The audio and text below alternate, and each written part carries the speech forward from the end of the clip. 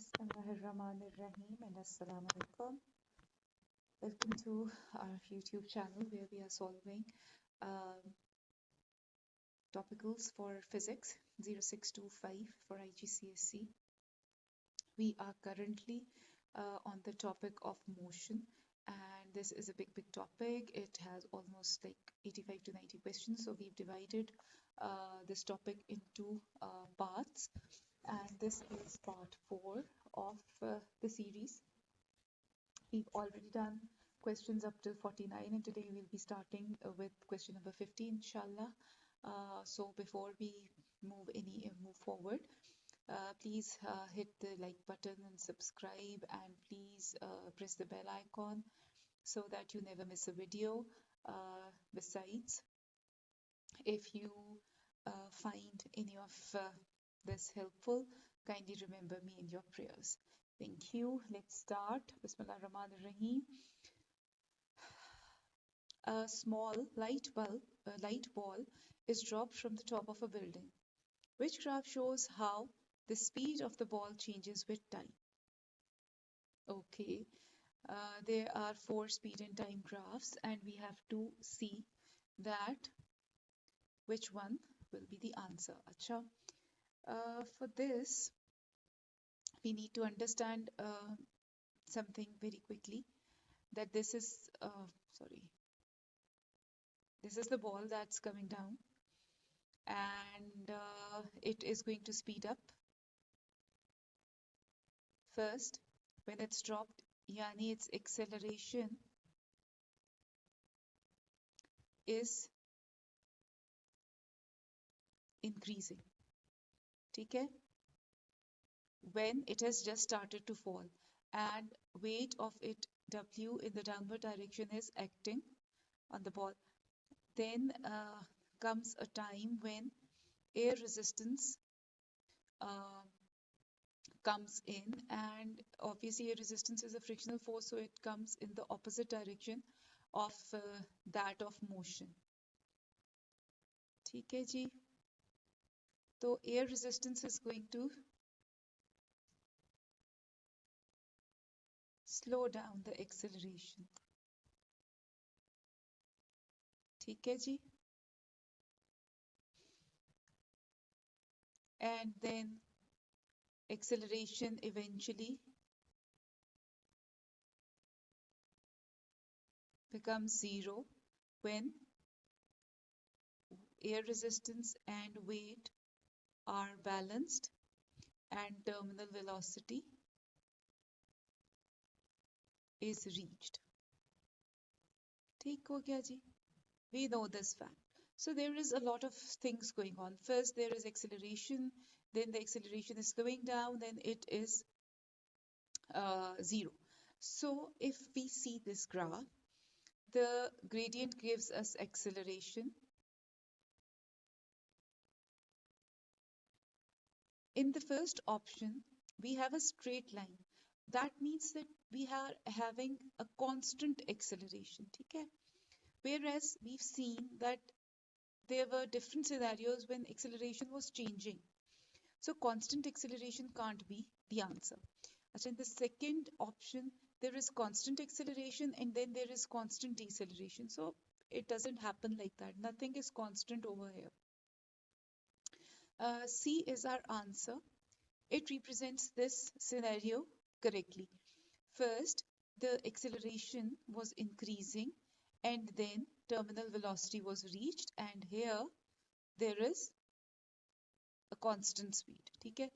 This graph shows a decreasing gradient, which is not the case, so D is also not the option. Okay, ji? Moving on to question number 51 very quickly. Today we'll try and do as many questions as possible so that there are only 5 parts for this topic and it doesn't exceed more than that.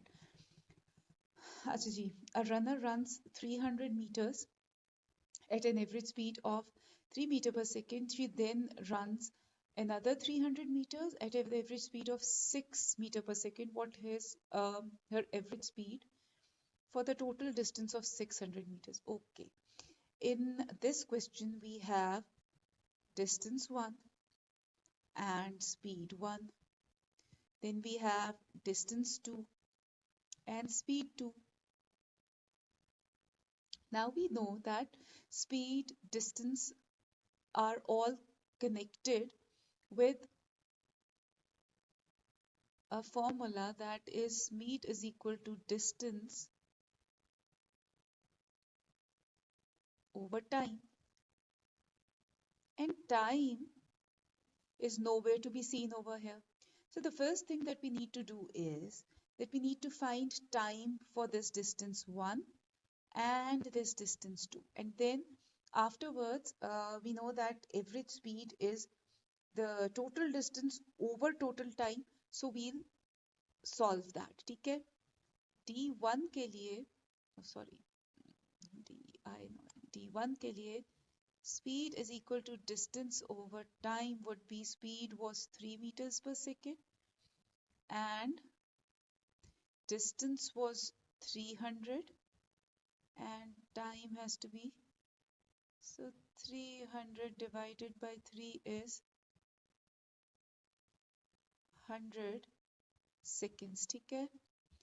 D2 अगर का हम time निकालना चाहें, that would be speed is equal to distance over time, and speed there was 6 and meters per second, and the distance was 300 by time, so time is 300 by 6 and time 2 is 50 seconds. ठीक है जी? Now we will put in the formula for average speed. So average speed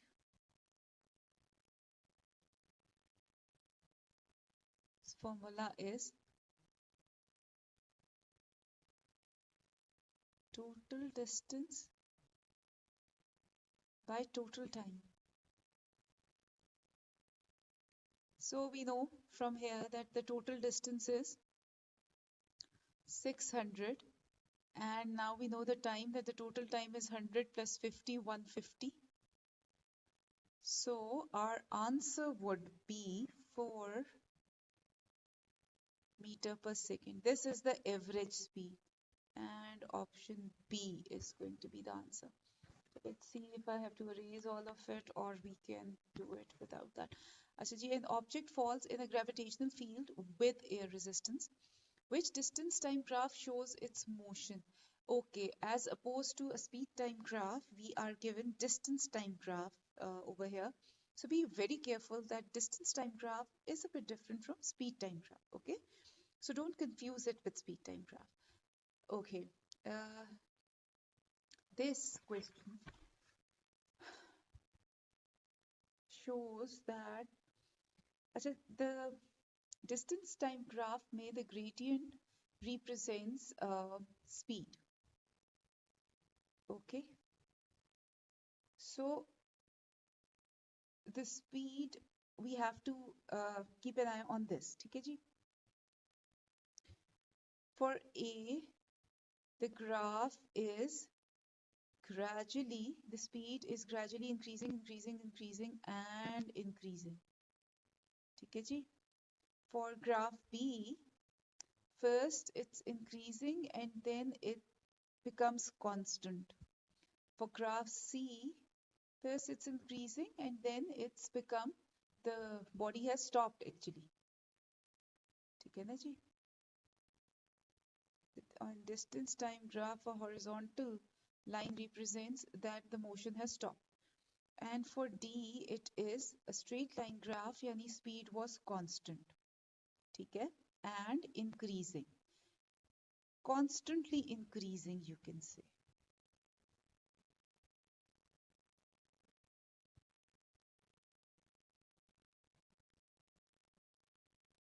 ठीक है जी?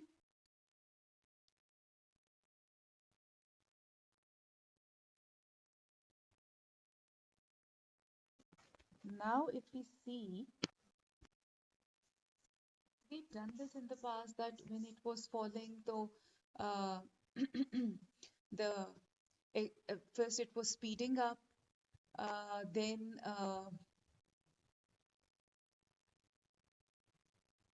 then the acceleration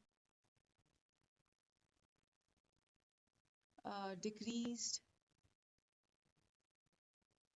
and then acceleration became 0, so the speed becomes constant. ठीक है, तो अगर अभी आप यहाँ देखो, the first it was increasing and then it has become constant. ठीक है ना, so A is the correct answer. For B, first it was yes increasing, लेकिन increasing gradient जो है ना, we represent with this, we don't represent it with this. जैसे decreasing gradient we represent by this, not by this. ठीक है, this was not the case. And for C, the body has stopped, the body isn't stopping, and no such scenario has been mentioned. And for D, it is constantly increasing, uniformly increasing, so D can't be the answer as well. So A is the answer for this. Okay, question number 52. A boy runs 400 meters at an average speed of 4 meters per second. He runs the first 200 meters in 40 seconds.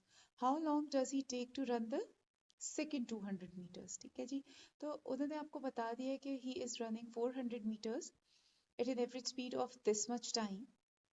ठीक है, and he runs the first 200 meters in 4 seconds. This, 40 seconds. This has been done in 40 seconds. ठीक है, now the next 200 meters we have to find the time for that. ठीक है, अच्छा जी, for the first run,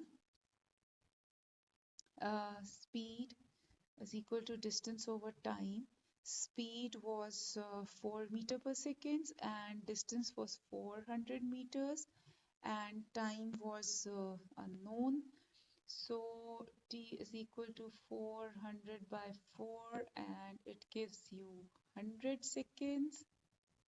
ठीक है, अब the first one takes 100 seconds. ठीक है, तो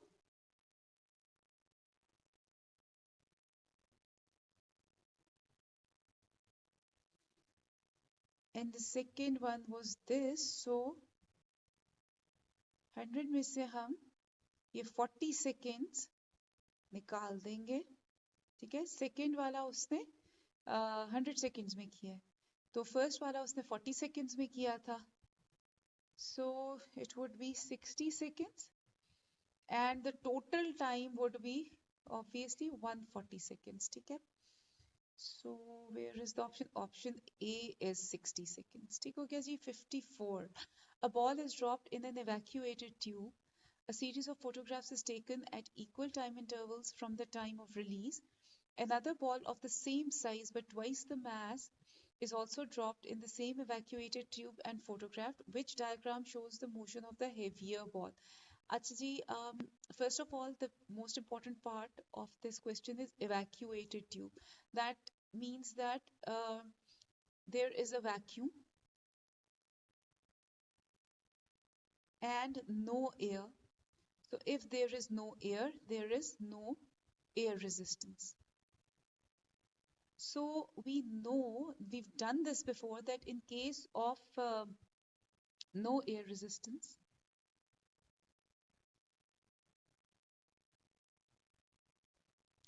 a constant value of 9.8 acts on the object and their mass doesn't count. ठीक है, being heavy or being lighter doesn't matter. We did that before, KG. Feather and a coin is going what a feather. चलो एक coin ले लेते हैं और एक coin से heavy क्या हो सकता है, एक steel rod ले लेते हैं. ठीक है, जिसके दोनों के masses different है. If there is no air resistance, so they are going to reach the ground simultaneously. ठीक है जी, तो their mass doesn't matter if they're dropped from the same height, that is. तो अगर बॉल यहाँ पे evacuated tube में drop किया गया और वहीं से दोबारा ड्रॉप किया गया, तो फर्स्ट बॉल का जो मोशन है वो सेकंड बॉल के मोशन के साथ कोइंसाइड करना चाहिए, क्योंकि मैथ से तो कोई फर्क पड़ नहीं रहा है और उनकी स्पीड सेम होगी, क्योंकि the value of acceleration would be 9.8 acting on that. तो अगर हम इसको लाइन अप कर लें कि कौन सा बॉल इस बॉल की मोशन के साथ लाइन अप हो रहा है, तो अभी तो सारे हो रहे हैं। सेकंड फोटोग्राफ में पहला हो रहा है और आखिरी हो रहा है।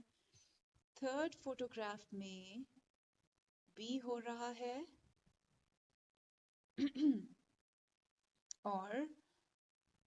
और कोई नहीं हो रहा है। और फोर्थ में ए हो रहा है, लेकिन वो पहले नहीं हो रहा था, और बी अभी भी हो रहा है। और इसमें भी, सॉरी, स्ट्रेट लाइंस, इसमें भी बी मैच कर रहा है। और तो इसका मतलब ये है कि ये जो फर्स्ट बॉल है वो इस बॉल की मोशन के साथ कोइंसाइड कर रहा है। ठीक हो गया जी। तो this shows the motion of the heavier ball.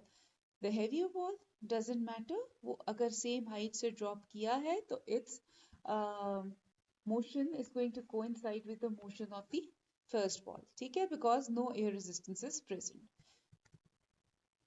Question 55. When does an object falling vertically through the air reach terminal velocity? This is something we've done hundred of times. Terminal velocity is when weight of the object is balanced by the air resistance and acceleration.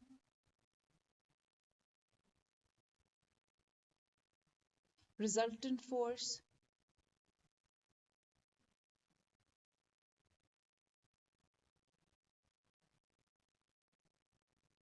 becomes zero, and then acceleration is also zero. ठीक है जी। तो A है, when the acceleration of the object becomes negative. No, it does not become negative. When the acceleration of the object is equal to g. No, the acceleration of the object doesn't become equal to g in case of presence of what do you say, air resistance. ठीक है जी। तो when the air resistance equals the weight of the object, I've told you this before as well. So this is the correct answer. And when the air resistance is greater than the weight, no. When the air resistance becomes greater than the weight, this is the scenario when that object falling down has a parachute and it opens the parachute. ठीक है जी। Question number 55. A car is moving along a straight level road with a constant acceleration. Which graph shows the motion of the car? So two graphs are distance time graphs and two graphs are speed time graph. Acceleration is represented by speed time graph. ठीक है, and the gradient of the speed time graph obviously, and the gradient of the distance time graph represents speed. So A and B तो आपने उसी वक्त cancel कर दिए। ठीक है, A में वैसे भी body is at rest, it's not moving, और ये कांस्टेंट स्पीड से मूव कर रही है, यानी एक्सेलरेशन नहीं है कोई भी।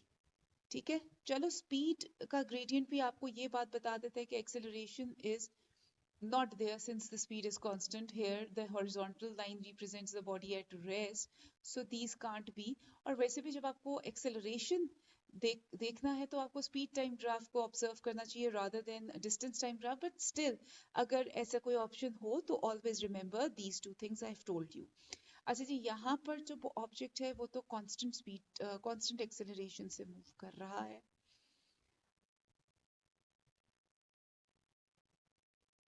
ठीक है जी।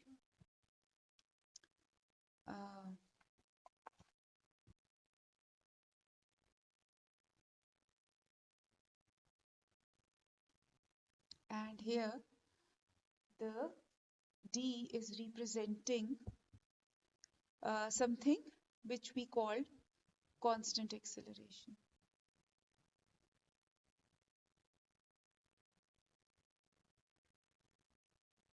ये स्पीड टाइम ग्राफ का स्ट्रेट लाइन आपको बताता है कि अब वो कांस्टेंट स्पीड से मूव कर रहा है, देयर इज नो एक्सेलरेशन। ठीक है, एक्सेलरेशन हो ही नहीं रही है, मुझे यहाँ पे मैंने गलती से लिख दिया। ठीक है, तो D would be your answer for this.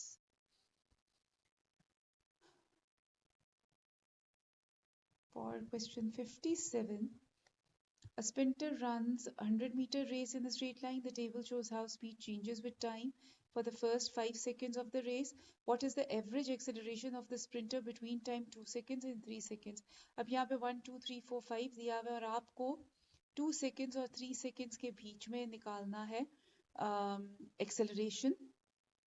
तो यहाँ पर आप क्या करोगे, एवरेज एक्सेलरेशन जो आप निकालते हो वो होता है, उसका फॉर्मूला होता है एक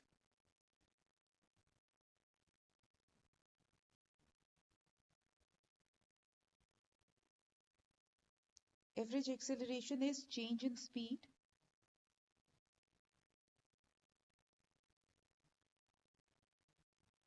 by change in time। ठीक है, तो what is the change in time? 3 और 2 के बीच में 1 सेकेंड का गैप है, तो change in time is 1 second। ठीक है, और change in the acceleration would be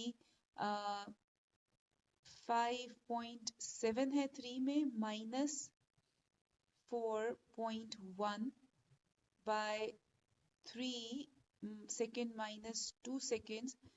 So this is going to give you 1.6 over 1. So it would be 1.6 metre पर सेकेंड स्क्वायर। इस हाँ जी, ए ऑप्शन है। तो ये इस तरह निकलता है। बस एवरेज एक्सेलरेशन में आपको change in speed over change in time करना होता है, तो you get average acceleration done. ठीक है जी।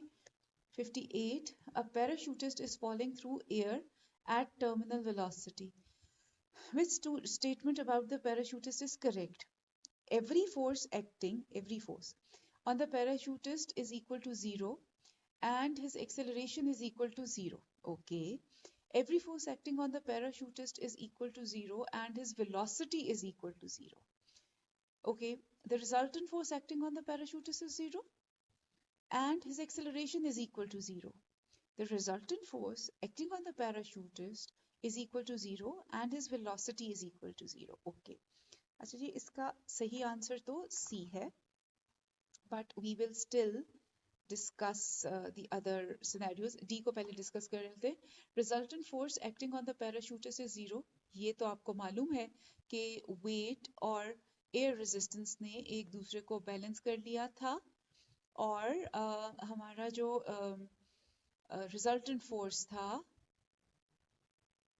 वो 0 हो गया था, और चूंकि रिजल्टेंट फोर्स 0 हो गया, क्यों हो गया रिजल्टेंट फोर्स 0? क्योंकि एक्सेलरेशन 0 हो गई।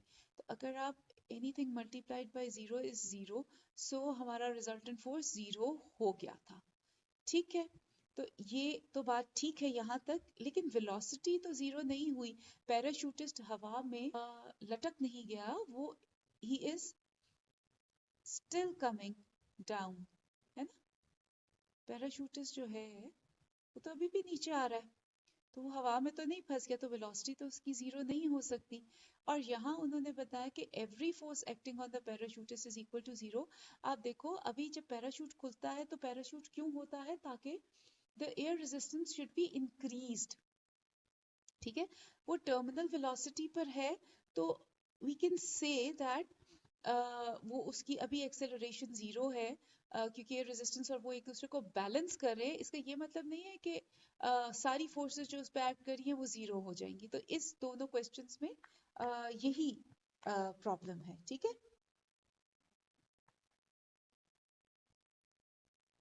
क्वेश्चन नंबर 59 पे अगर हम चलें।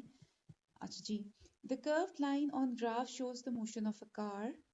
What is the acceleration of the car at the time for 4 seconds?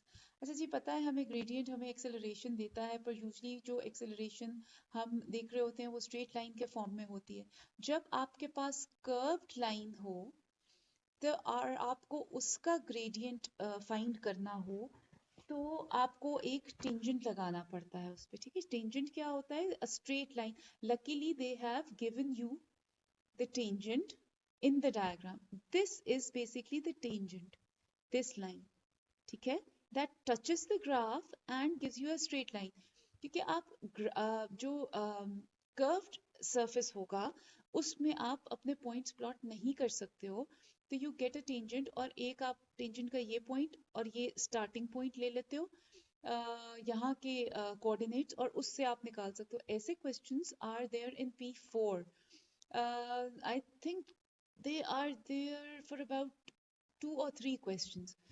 तो sometimes you have to draw the tangent yourself, ठीक है। वो टेंजेंट अगर आपको ड्रॉ करना है तो tangent should be a straight line touching this curve, ठीक है। तो और उसका आप ये एंड और ये एंड ले लेते हो। Just when the curve finishes तो वहां तक ही आपको बनाना होता है, ये नहीं कि आप बाहर ही निकल गए। So this is a tangent that they've drawn. और अब वो एक्सेलरेशन आपको निकालने को कह रहे हैं, तो आपको पता है कि gradient gives you acceleration, and gradient का फॉर्मूला होता है राइज ओवर रन। तो we will need coordinates for y2 and y1, and we will need coordinates for x2 and x1, ठीक है।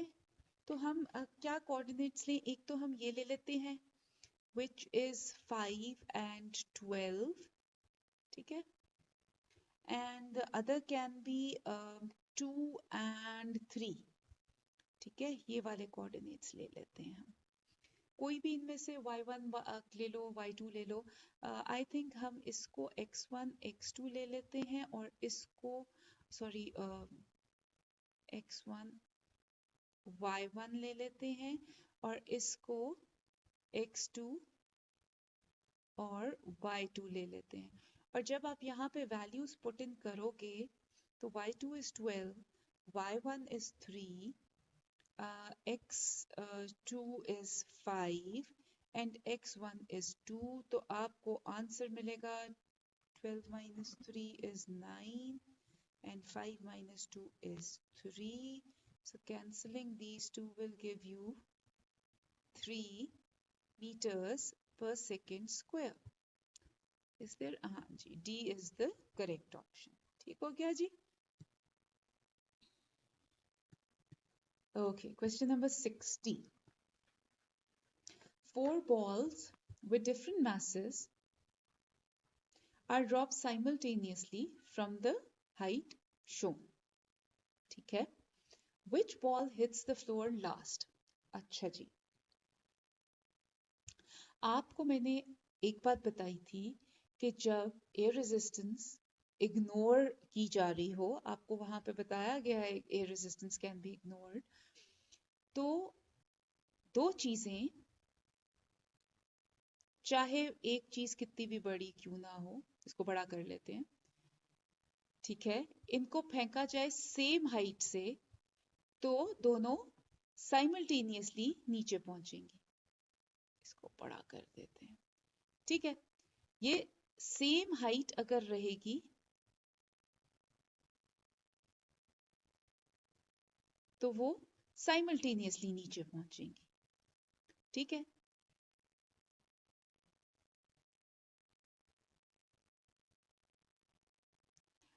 इसमें कोई मसला नहीं होगा। जब आपके बॉल्स, और यहाँ पे मैथ्स का कोई लेना देना नहीं है, जब आपके कोई भी ऑब्जेक्ट्स की हाइट डिफरेंट होगी, ठीक है, एक कम हाइट से फेंका जाएगा और एक ज्यादा हाइट से फेंका जाएगा, and there is no air resistance, तो always remember that the speed of the ball जो कि ज्यादा हाइट से फेंका गया है वो ज्यादा होगी हमेशा, ठीक है, regardless of its mass, because it has more time to speed up, ठीक है। ये बात हमने पीछे भी डिस्कस की थी। इसको स्पीड अप करने के लिए ज्यादा टाइम मिल जाता है, इस वजह से यहाँ पर ये सिनेरियो आता है, ठीक है। अब ऑब्वियसली यहाँ पर उन्होंने बताया गया कि उनकी हाइट सेम तो नहीं है, ठीक है ना। तो जब स्पीड की बात करेंगे तो स्पीड इसकी सबसे कम होगी, इसकी सबसे ज्यादा होगी, मगर उन्होंने आपसे इस दफा पूछा है कि सबसे आखिर में कौन सा गिरेगा, ठीक है। सबसे आखिर में ऑब्वियसली बॉल डी गिरेगा। क्यों गिरेगा? क्योंकि it was the time it takes for an object to fall is determined by height from which it is dropped, ठीक है ना जी। height is a very crucial factor over here. ये जो scenarios मैंने अभी आपको बताए हैं ये स्पीड अप और उसका है, लेकिन it always depends on the height from which it is dropped and acceleration due to gravity, ठीक है जी। acceleration due to gravity. अब जो acceleration due to gravity है उसका तो एंगल खत्म हो गया क्योंकि एयर रेजिस्टेंस इग्नोर हो रही है, तो सब पे जो है वो 9.8 ही एक्ट कर रही होगी, ठीक है। तो फिर डिटर्मिनिंग फीचर क्या रह गया? हाइट। इसकी हाइट क्योंकि सबसे ज्यादा थी, इस वजह से ये सबसे आखिर में करेगा, ठीक है। Mass of the ball has nothing to do with it. वो सबसे मैक्सिमम हाइट से गिरा है इसीलिए उसको सबसे ज्यादा टाइम लगेगा। Simple and easy. दो बातें बस याद रखो कि जो ये डिटरमिन करता है फॉल, वो दो चीजों से होती है। हाइट क्या है आपकी और एक्सेलरेशन क्या है आपकी। एक्सेलरेशन आपकी है नहीं कोई, 9.8 की एक ही वैल्यू एक्ट कर रही है, तो बस फिर हाइट ही वो फैक्टर है जो डिटरमिन करेगा। ये सारा मैंने आपको रीकैप दिया है एक तरह का, ठीक है। स्पीड ऑल्दो इस बॉल की सबसे ज्यादा होगी, इसकी कम और इसकी सबसे कम, क्योंकि it has the maximum time to speed up, ठीक है। लेकिन ऑब्वियसली जब वो हाइट उसकी ज्यादा है तो वो फिर ज्यादा ही टाइम लेगा। I hope you've understood what I was trying to convey. Question 61. The gravitational field strength on Earth is greater than the gravitational field strength on Moon. The Earth has an atmosphere, but the Moon does not. This means that there would be no air resistance. Which speed time graph represents the motion of a light ball dropped from a greater height near the surface of the Earth and near the surface of the Moon? अच्छा, अब देखो जो surface of the earth है वहां तो आपको मिलेगा ही मिलेगा एयर रेजिस्टेंस, और मून पर आपको नहीं मिलेगा, ठीक हो गया। तो C is the correct answer for it and I am going to tell you why, और फिर बाकी सारे जो ऑप्शंस है वो खुद ही खत्म हो जाएंगे। अब आपको पता है कि मून पे कोई एयर ही नहीं है, एयर रेजिस्टेंस भी नहीं है, ठीक है।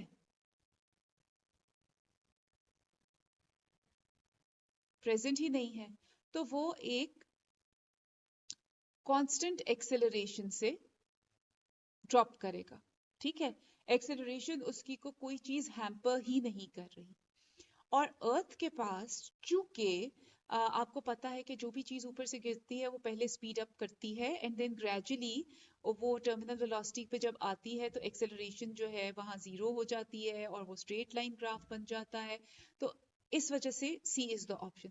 अब डी ऑप्शन क्यों नहीं है? क्योंकि अर्थ पे तो एयर रेजिस्टेंस एक्ट कर रही है, तो कांस्टेंट एक्सेलरेशन कांस्टेंट नहीं हो सकती, ठीक है। इस वजह से ये वाला गलत है। और फिर जो मून पे तो ठीक रिप्रेजेंट किया हुआ है, लेकिन ये गलत है। अच्छा, फिर ये कि जो एक्सेलरेशन है मून पे वो कम होगी क्योंकि वहां पर ग्रेविटेशनल फील्ड स्ट्रेंथ कम है। So this can't be, the moon can't go above the earth, ठीक है, क्योंकि मून अर्थ की ग्रेविटेशनल फील्ड ज्यादा है, तो इस वजह से अर्थ हमेशा ऊपर ही होगा, ठीक है। और यहाँ पे ए ऑप्शन में मून जो है वो पहले स्पीड अप हो रहा है और फिर कांस्टेंट एक्सेलरेशन पे कांस्टेंट स्पीड पे जा रहा है, एक्सेलरेशन जीरो करके दिखा रहा है। So this can't be it ना, वो तो कांस्टेंट से ही जाएगा, उसको तो कोई आगे से रेजिस्टेंस फेस ही नहीं करना पड़ी since it has no atmosphere. So इस वजह से ये बाकी तीनों ऑप्शंस रॉन्ग हैं और C option is the correct one. अच्छा जी, मूविंग ऑन टू 62. ये बॉल्स वाले क्वेश्चंस काफी हैं, है ना. 4 balls with different masses are dropped simultaneously from the heights as shown. Heights different है. Air resistance might be ignored. Which ball hits the floor first? तो ये अभी भी सेम रहेगा कि A जो है वो सबसे पहले हिट करेगा क्योंकि ये सबसे कम हाइट से फेंका गया है. ठीक है, और सबसे एंड पे आपका ये वाला बॉल रीच करेगा बिकॉज ये सबसे ज्यादा हाइट से फेंका गया है. Masses don't matter. अगर यही 1 kg का बॉल यहाँ होता और 4 kg का बॉल यहाँ होता तो भी 4 kg का बॉल ही जल्दी नीचे आता, क्योंकि आपको मैंने अभी बताया है कि जो भी स्पीड उसकी है वो इससे रिप्रेजेंट होती है with it is determined bye the time it takes for an object to fall is determined by number 1 height and number 2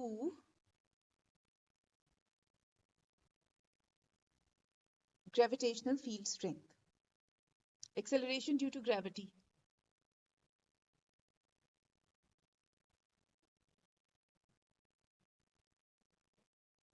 वो तो इस केस में सब बॉल्स के ऊपर सेम थी since air resistance wasn't there. ठीक है ना.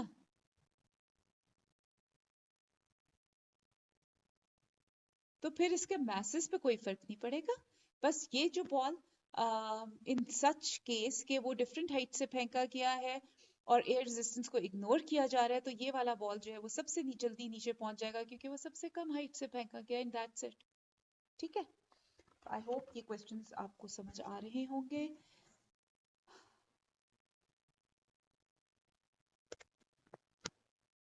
Okay. A student determines the average speed of a bubble rising through a liquid at a constant speed.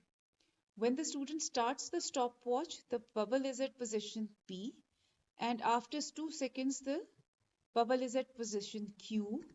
What is the speed of the bubble between P and Q? Okay. Speed determine करने के लिए आपको जो formula होता है वो is speed is equal to distance over time. तो speed आपको डिटरमिन करनी है. टाइम उन्होंने आपको 2 सेकेंड्स का दे दिया हुआ है, तो आपको पहले डिस्टेंस निकालना पड़ेगा. ठीक है, चूंकि वो नीचे से ऊपर जा रहा है सो इट वुड बी यहाँ क्या है 25 26 25.5 25.6 and 25.7 I think.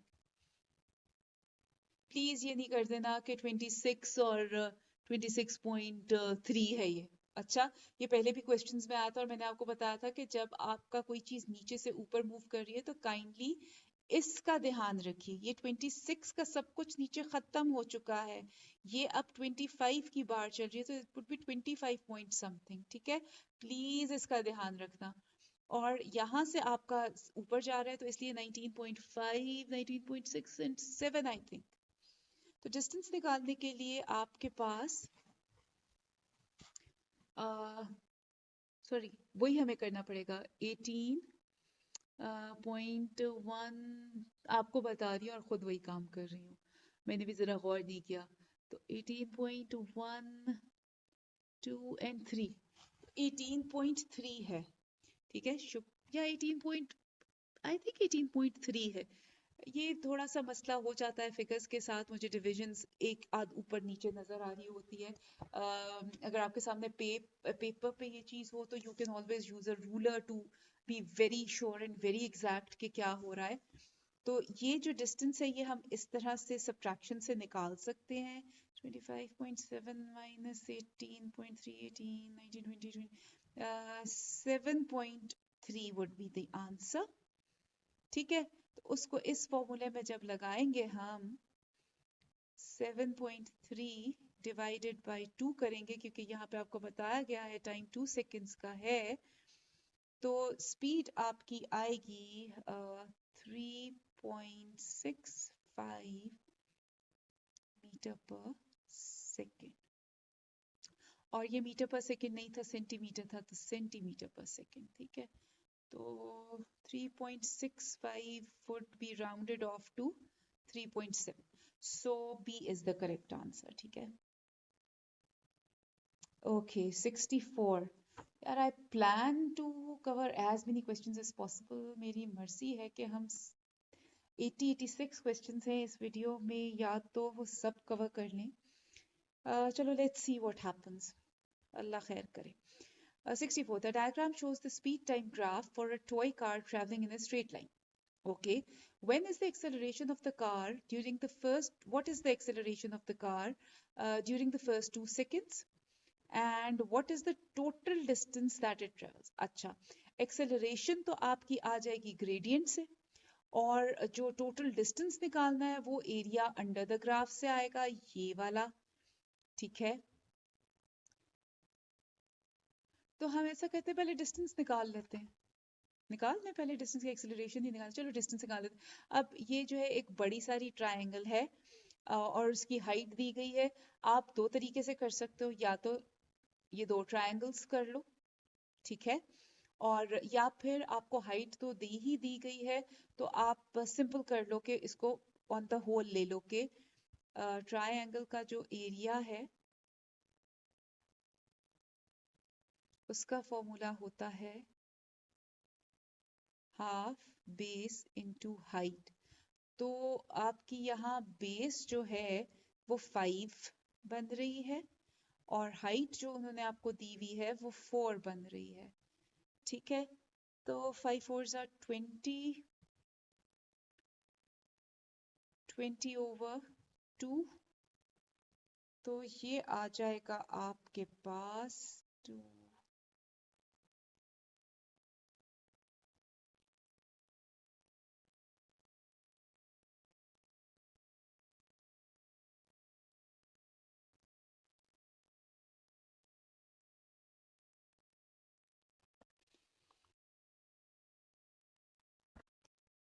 20 10s are okay. तो 10 है जी हमारा एरिया, सॉरी डिस्टेंस, ठीक है। और ग्रेडियंट अगर आपको निकालना है फॉर द फर्स्ट 2 सेकेंड्स, तो ये होगा 2 और ये वाला पोर्शन, ठीक है। तो इसके लिए हमें क्या कर लेना चाहिए कि हम इसको राइज ओवर रन से ही निकाला जाता है ना।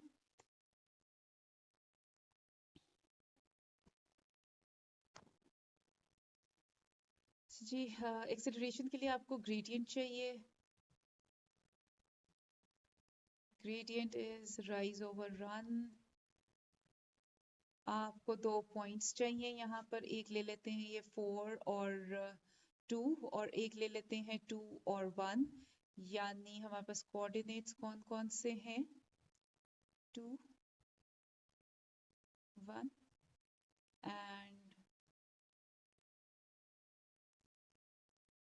2 एंड 4, ठीक है।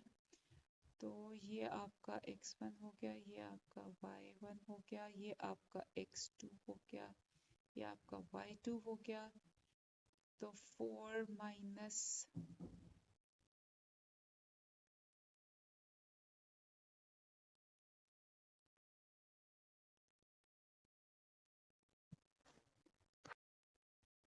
अच्छा, let's review our coordinates.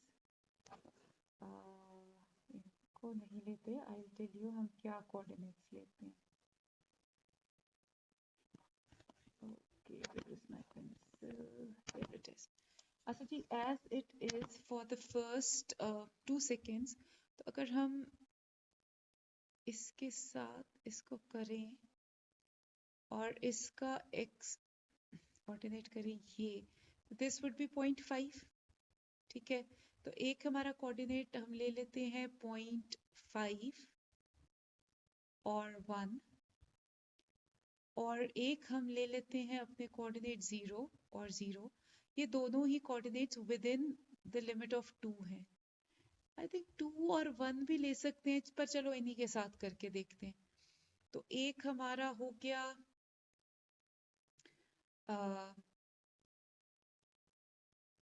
ये हमारा y2 हो गया, ये हमारा x2 हो गया, ये x1 हो गया, ये y1 हो गया। ठीक है, तो जब हम y2 minus y1 bye x2 minus x1 करेंगे तो it would be 1 minus 0 by कोई भी वैल्यूज अगर आप 2 के अंदर अंदर लेंगे तो आंसर सेम ही आएगा। बाय द वे मैंने तो बस वैसे ही, और ये 0.5 माइनस 0 करेंगे तो आपका आएगा 1 by 0.5 which is equal to 2। तो वो हमारा 10 मीटर्स आया, ये 2 मीटर पर सेकेंड स्क्वायर आया, तो the option would be C. ठीक है जी।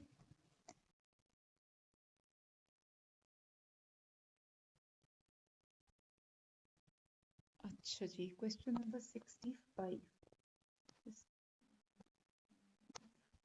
This out of the way.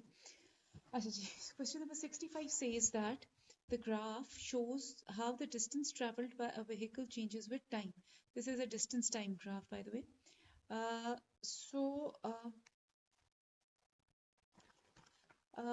Distance यहाँ पर जी constant speed जा रही है, यहाँ पे at rest है और फिर constant speed से चला जा रहा है।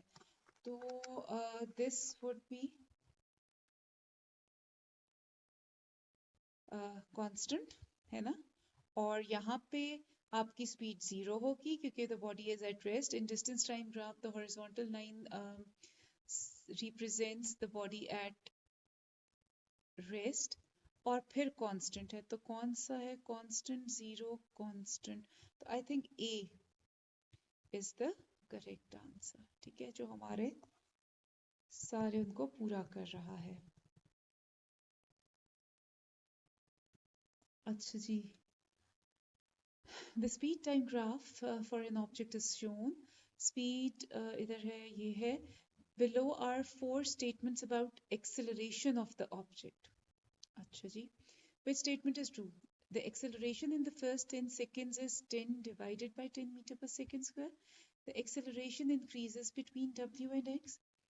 The acceleration decreases between w and z. And the deceleration between w and z is 10 divided by 50.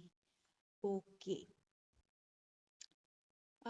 अगर हम यहाँ देखें तो यहाँ एक्सेलरेशन जो है वो कांस्टेंट है और फिर यहाँ पे एक्सेलरेशन 0 है, तो acceleration increases between w and x।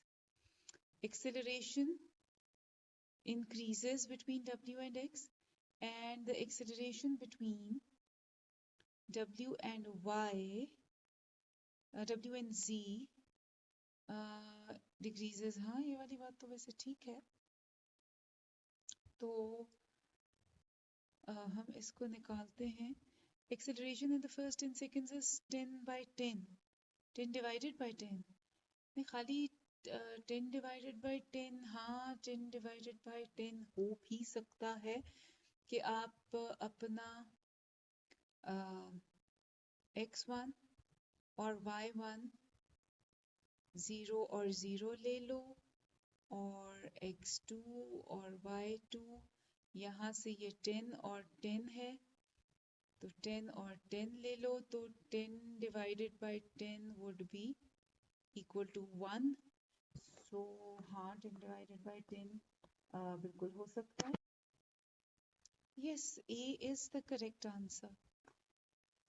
Acceleration constant है बिटवीन w एंड x, ठीक है, और यहाँ पे acceleration between x and y जो है वो वैसे ही 0 है, और between y and z acceleration decrease हो रही है। तो deceleration between y and z is नहीं, ये बिल्कुल करेक्ट आंसर नहीं है, ए ही करेक्ट आंसर है इसका, वो हमने निकाल के सेटिस्फाई कर लिया है।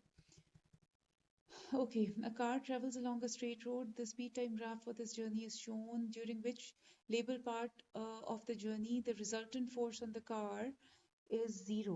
अच्छा जी,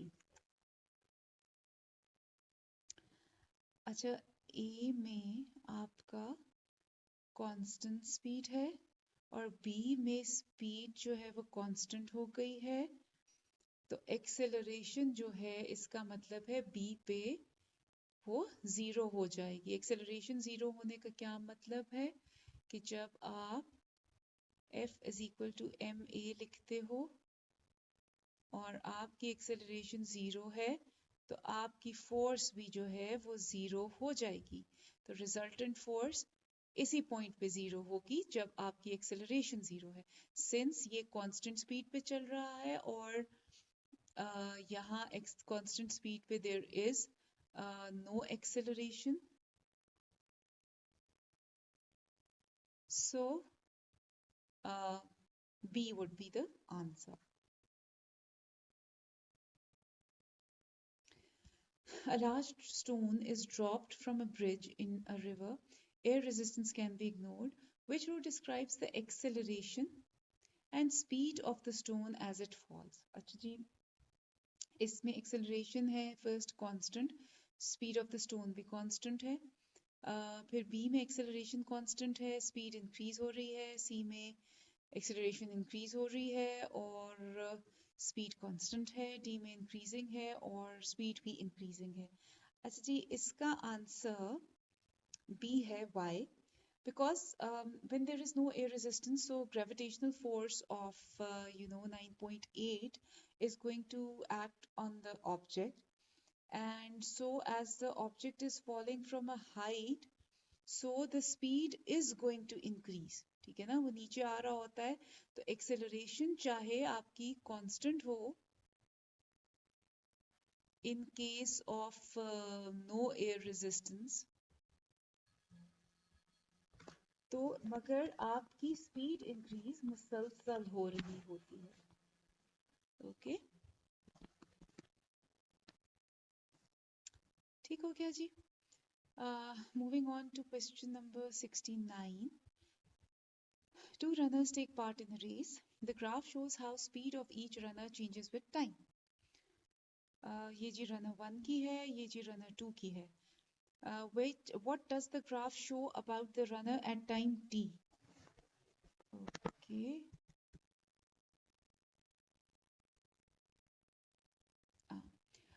A, both runners are moving at the same speed.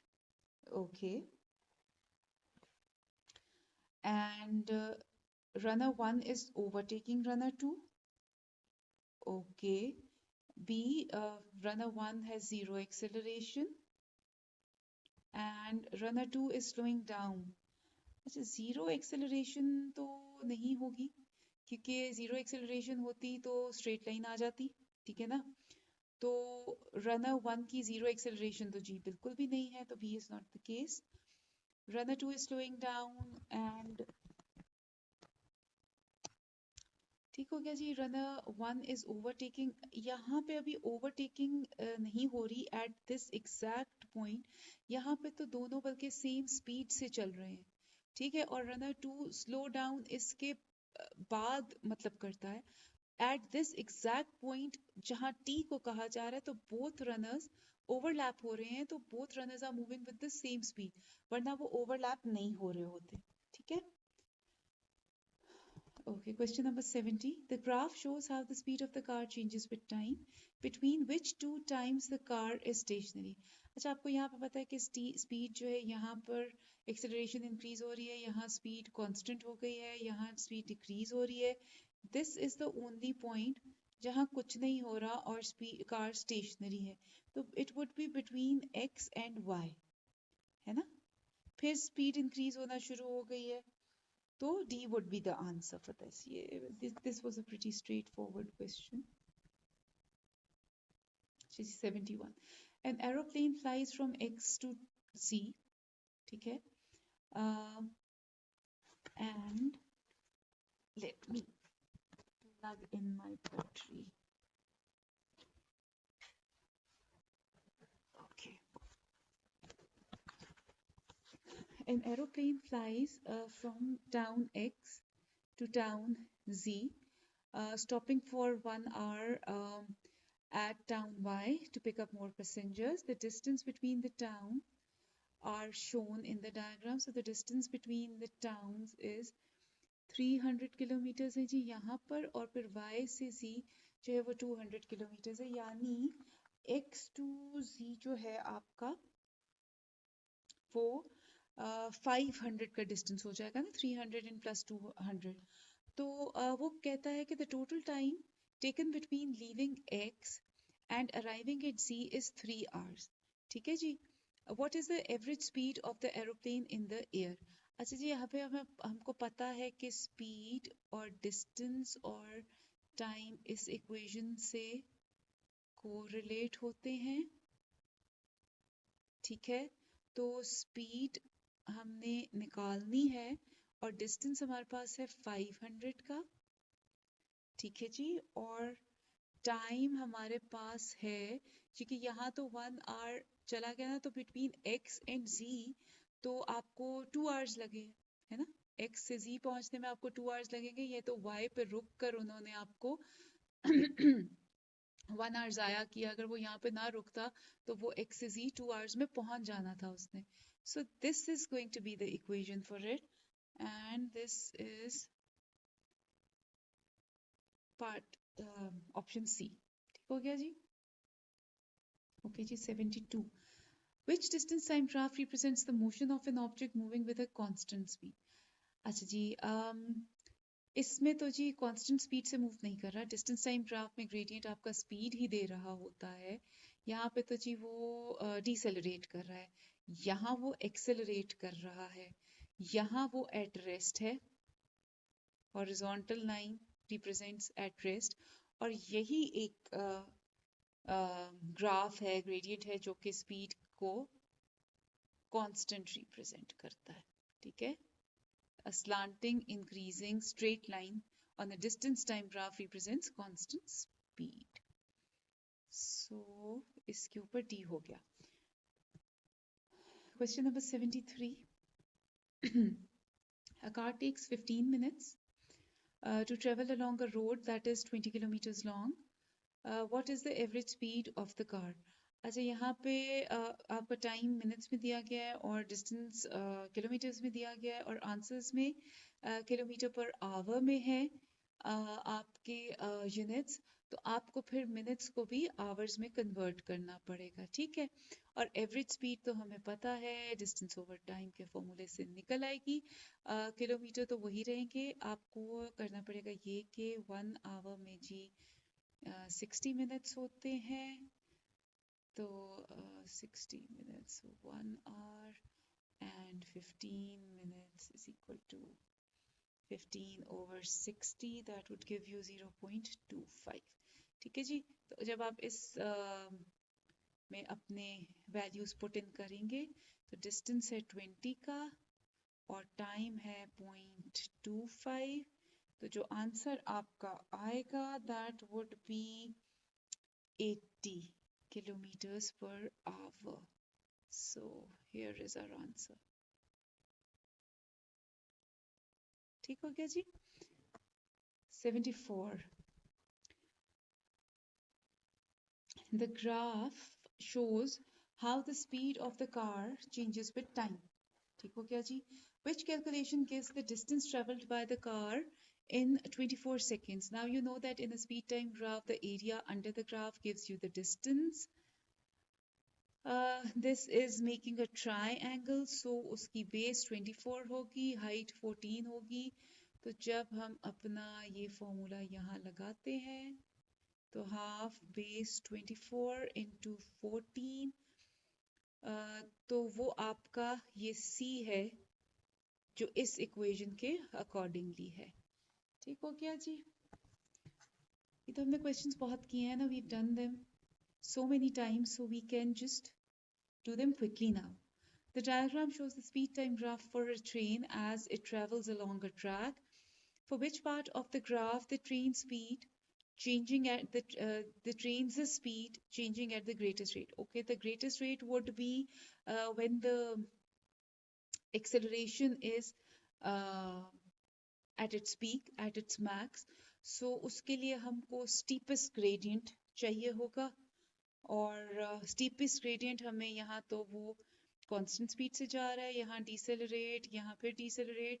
So this is when the acceleration would be the greatest. ठीक है, steepest यहाँ पर आ रहा है, तो that would be C. अच्छा, steepest आपका, उन्होंने आपको acceleration नहीं कहा, खाली उन्होंने कहा speed change. The speed change can be deceleration as well, and this is the steepest gradient that you can get. So between R and S would be it. C is the answer. 76. A small steel ball is dropped from a low balcony, ignoring air resistance, which statement describes the its motion. It falls with a constant acceleration. It falls with a constant speed. It falls with a decreasing speed. It falls with an increasing acceleration. अच्छा जी, the answer would be A. Why? Because when the air resistance is ignored, you know that the acceleration for free fall, the value is 9.8, so it would be acting on the ball. ठीक है? And when the air resistance is not present, ठीक है, तो acceleration of a free falling object is constant. ठीक है, मगर the speed is increasing. ठीक हो गया जी? So A is going to be the answer.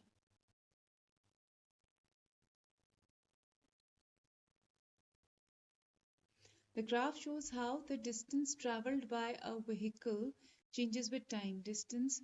Which row describes the speed of the vehicle in each section of the graph? हमें speed निकालनी है. Speed जो है वो आपको distance time graph में आपका gradient दे देता है. Distance time graph का ये जो portion है, ये तो जी at rest है, तो speed would be 0 over here. ठीक है, यहाँ पर जो आपकी स्पीड है वो कॉन्स्टेंटली इंक्रीजिंग है, यहाँ पे कॉन्स्टेंटली डिक्रीजिंग है. तो आई थिंक यहाँ पर ऑप्शन ए है जो हमारे सिनेरियो को फुलफिल कर रहा है कि पी टू क्यू कॉन्स्टेंट है, क्यू टू आर 0 है और आर टू एस भी कॉन्स्टेंट है. A car travels at various speeds during a short journey. The table shows the distances traveled and time taken during each of the 4 stages PQRS. During which 2 stages is the car traveling at the same average speed? अच्छा जी, अगर आपको ये question निकालना है तो आपके पास distance है और टाइम है, तो एवरेज स्पीड निकालने के लिए आपको सब वैल्यूज को s is equal to d over t में पुट करना चाहिए. For the p1 the distance is 1.8 and the time is 2, so that is going to give us 0.9. For q this is going to be 3.6, distance is 3.6 by time taken is equal to 2, so this is going to be 1.8. For r it is going to be 2.7 by 4, which gives you 0.675, and for s it's going to be 2.7 by 3, which gives you 0.9. So where the car is traveling at the same average speed, so p and s पे दोनों values are the same, so p and s are the points where the car is traveling at the same average speed. ठीक हो गया जी? Okay. Which person is experiencing an acceleration? A driver of a car that is braking to stop at a traffic light. A passenger in a train that is stationary in a railway station. A shopkeeper in a large store ascending an accelerator at a uniform rate. A skydiver falling at a constant speed towards the earth. देखो जी, इस सारे में आपका A answer है. ऐसा क्यों है?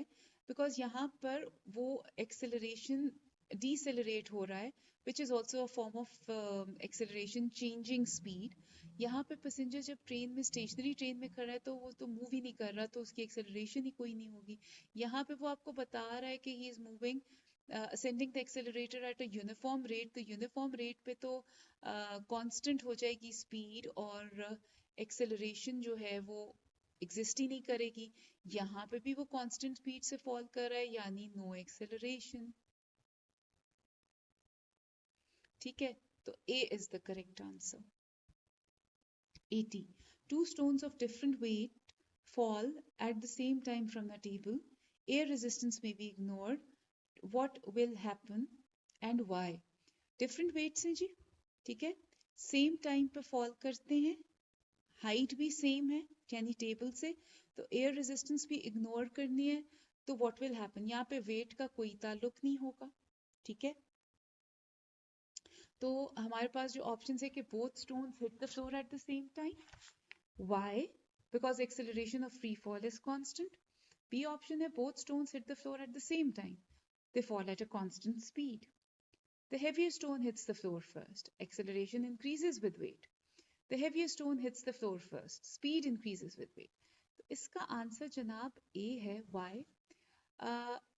What will happen में both stones hit the floor at the same time. मैंने आपको ये पहले बताया कि अगर हाइट सेम हो और दो ऑब्जेक्ट्स चाहे उनका मास डिफरेंट भी हो और एयर रेजिस्टेंस नहीं है, तो उनके ऊपर they will always reach the ground, या जहाँ पे भी उन्हें रीच करना है at the same time, because उनकी acceleration of free fall constant है, 9.8 की उन पे एक्ट कर रही है.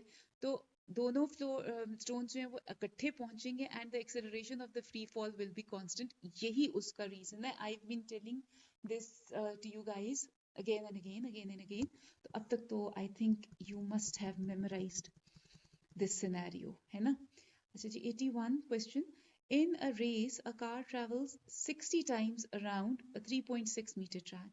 This takes 2.5 hours. What is the average speed of the car? Sorry. So average speed is total distance by total time. ठीक है जी, तो हमको टोटल डिस्टेंस निकालना पड़ेगा. 3.6 ट्रैक का डिस्टेंस है एंड आप 60 टाइम्स उसके गिर्द घूम रहे हो, तो डिस्टेंस आपका 3.6 मल्टीप्लाइड बाय 60 हो जाएगा. ये सिनेरियो तो पता है ना कि this is a 3.6 kilometre track and if you are going around this track for 60 times, so the distance would be 3.6 into 60. ठीक है जी, तो that would be around 60 into 3 and 2.6 meters. ठीक है जी, टोटल टाइम उन्होंने आपको बता दिया है कि 2.4 आवर्स है, सॉरी किलोमीटर्स होगा. और आपका आंसर भी क्योंकि किलोमीटर पर आवर में ही है, so we don't need to change the units. हम सिंपल यहाँ पर अपना वैल्यूज पुट इन करेंगे. टोटल डिस्टेंस ये है और 2.4 आवर्स टाइम है, so this is going to give us 90 kilometres per hour and B is the correct option. Question 82. A car is moving downhill along a road at a constant speed. Which graph represent in the speed time graph for the car? अच्छा जी, यहाँ पर तो कुछ हो ही नहीं रहा है. ये constant acceleration है, तो whenever there is an acceleration तो speed तो constant नहीं हो सकती. ये constant deceleration है और constant है. ठीक है, तो यहीं पर स्पीड आपकी स्ट्रेट लाइन आपकी रिप्रेजेंट करती है कि acceleration is no longer there and the object is travelling at constant speed now. So C is going to be our answer for question 82. Question 83. A child is standing on the platform of a station. A train travels at 30 meters per second. takes 3 seconds to pass the child. What is the length of the train? We've done this question before. We know that finding the distance traveled by the train uh, as it passes the child, like this is the rear end and this is the front end of the train. So when the rear end of the train reaches here, the distance traveled by the train from here to here will give us the length of the train. ठीक है, तो हमको पता है कि वो speed is equal to distance over time से होगा. स्पीड उन्होंने आपको 30 की दी हुई है मीटर पर सेकेंड की, डिस्टेंस नहीं दिया गया, टाइम भी दिया गया है, तो 30 into 3 would give you the distance and 30 into 3 is 90. So 90 meters is the train. ठीक है, जब भी आपको किसी चीज की लेंथ निकालनी है तो उसका आप जस्ट एक रेफरेंस पॉइंट ले लें, और ये ट्रेन जब सारी यहाँ से गुजर के यहाँ तक पहुंच जाएगी तो the distance it has travelled from here to here is going to be its length. ठीक है. Question number 84. A snail moves along a ruler. It takes 20 seconds to move from Q to R. What is the average speed from Q to R? Okay. आपको यहाँ पर दिया गया है कि उसने डिस्टेंस कितना कवर किया है, टाइम भी दिया गया है. तो आपको पता है कि यहाँ तक अगर 2 है तो यहाँ तक डिस्टेंस जो है आपका वो R minus Q होगा. That is 12 minus 2.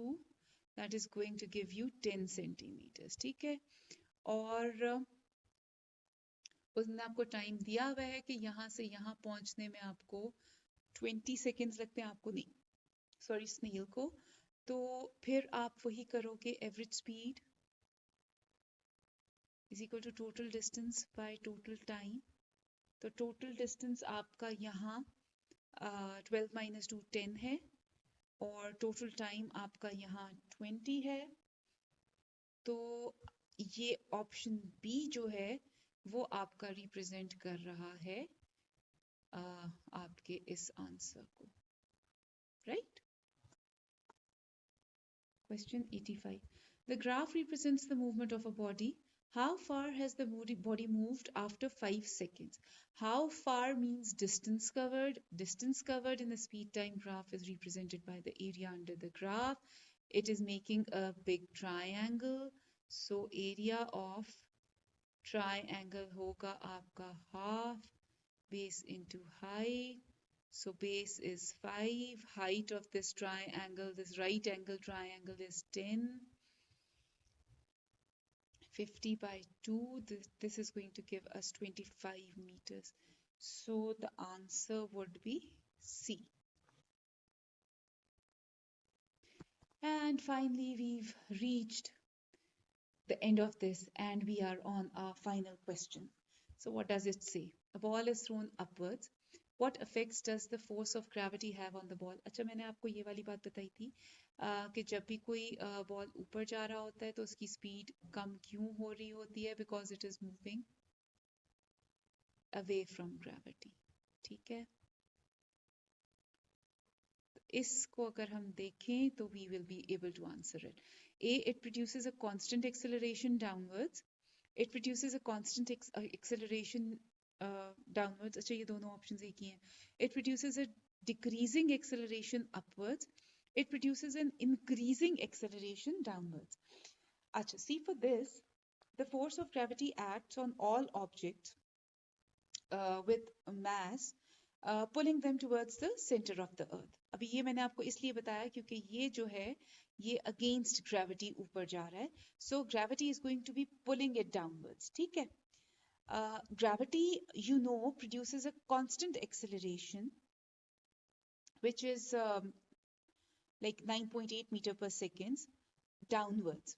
ठीक है. The acceleration is acting downwards, na? This due to gravity, the acceleration due to gravity is acting in the downward direction, and it does not matter if the object is moving upwards or downwards. ठीक है. So इसमें कुछ फर्क नहीं पड़ेगा कि object ऊपर जा रहा है या नीचे जा रहा है, उसकी स्पीड को जरूर फर्क पड़ेगा, लेकिन जो ग्रेविटी है वो तो उस पर एक्ट कर रही है ना। तो we say that gravity produces a constant acceleration downwards, क्योंकि ग्रेविटी किसी भी चीज को जो वो ऊपर जा रही है उसको नीचे पुल करेगी ही करेगी। दैट इज वाई उसकी स्पीड ऊपर जाते हुए स्लो होती है and eventually it reaches zero. तो A is going to be the correct answer. Simple words में एक कांस्टेंट एक्सेलरेशन एक्ट कर रही है ऑब्जेक्ट के ऊपर और वो उसको एक्सेलरेशन डाउनवर्ड डायरेक्शन में ही एक्ट करेगी। ठीक है, चाहे चीज ऊपर जा रही हो चाहे चीज नीचे आ रही हो। ठीक है, तो A is the correct answer. Yeah, B is the correct answer for this because both options are the same. ठीक है, so we've reached the end of our topic 1.3, which was motion. It was one of the biggest topics. So I think we've had 4 to 5 parts for this topic, and inshallah they will be loaded together, and I think I will be going to be adding a link in every video for the next part.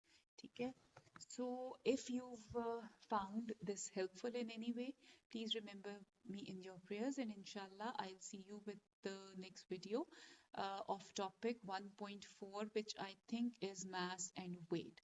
So inshallah, see you soon. Allah Hafiz.